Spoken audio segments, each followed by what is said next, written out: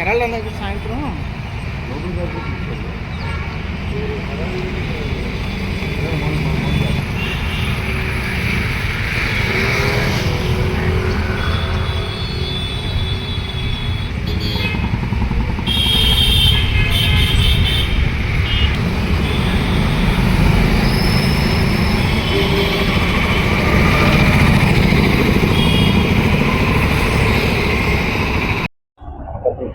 నా పేరు గ్యారా సాగర్, మచిలీపట్నం. అది మచిలీపట్నంలో మెయిన్ రోడ్డు ప్రక్కన వైఎంసీల స్థలం ఉంది. ఆ వైఎంసీఏకి నేను లైఫ్ మెంబర్షిప్ నేను మన opposite Rythu Bazar Machilipatnam. Without permission, municipal వారికి పర్మిషన్ లేకోకుండా ఇష్టం వచ్చినట్టుగా కట్టేస్తున్నారు షాపింగ్ కాంప్లెక్స్ మొత్తం. ఎటువంటి పర్మిషన్ లేదు.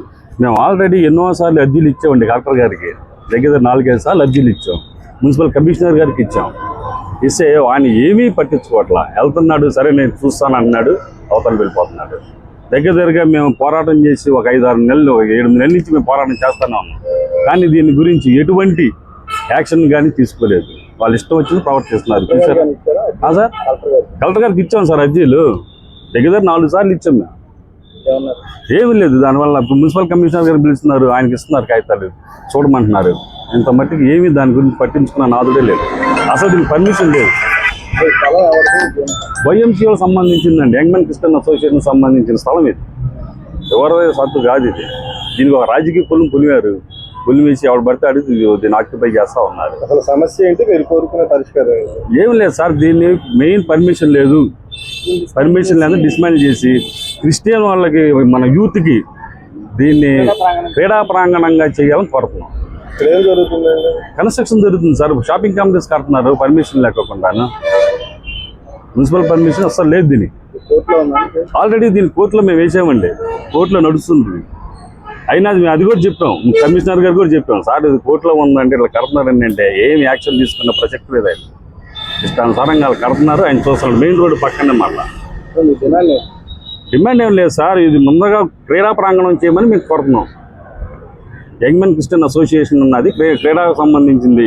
అది కట్టుకోకుండా వాళ్ళు ఇష్టం వచ్చినట్టు దాన్ని షాపింగ్ కాంప్లెక్స్ కింద దాన్ని మలుచుకుంటున్నారు. నా పేరు విల్సన్ అండి, జమల్లా. ఇది మచిలీపట్నం రైతు బజార్కి ఆపోజిట్లో ఉన్నటువంటి యంగ్ మెన్ క్రిస్టియన్ అసోసియేషన్ సంబంధించిన సైట్లో షాపింగ్ కాంప్లెక్స్ కడుతున్నారు.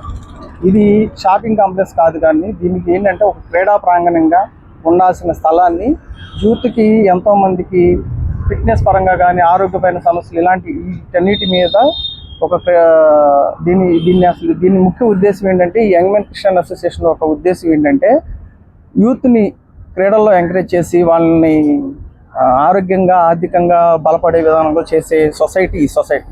కానీ దీన్ని ఏం చేస్తారంటే క్రీడా ప్రాంగణం తీసేసి షాపింగ్ కాంప్లెక్స్ కట్టి రాజకీయ స్వార్థాల కోసం, వాళ్ళ స్వార్థాల కోసం వీటిని వాడుకోవడం జరుగుతుంది. దీని ముఖ్య ఉద్దేశం, మా డిమాండ్ ఏంటంటే ఈ షాపింగ్ కాంప్లెక్స్ అనేది తీసేసి దీనిలో క్రీడా ప్రాంగణం కట్టి యూత్కి ఉపయోగపడే విధంగా, అంటే ఇది ఒక మతానికో కులానికో సంబంధించింది కానీ ఒక రాజకీయ నాయకుడికి సంబంధించిన విషయం కాదు. ఇది అందరికీ, అన్ని వర్గాల వాళ్ళకి అందరికీ ఉపయోగపడాలన్నదే మా కోరిక. ఎప్పటి నుంచి ఇది ఇప్పుడు కాదండి, కలెక్టర్ గారు దీని పూర్వం నుంచి అండి. అసలు ఈ సొసైటీ మొదలైంది 1844లో యంగ్ మెన్ క్రిస్టియన్ అసోసియేషన్ అనేది ఉంది. అప్పటి నుంచి, ఆ తర్వాత నుంచి ఇక్కడ కలెక్టర్ ఇచ్చిన పట్ట ఇది సైటు, అంటే ఆ సొసైటీకి కలెక్టర్ దగ్గర నుంచి అలాట్మెంట్ జరిగిందండి అది. కానీ ఏంటంటే ఇప్పుడు రాజకీయ స్వార్థాలు చూసి, ఎవరికాల స్వార్థం చూసుకొని ఇలా చేస్తున్నారు.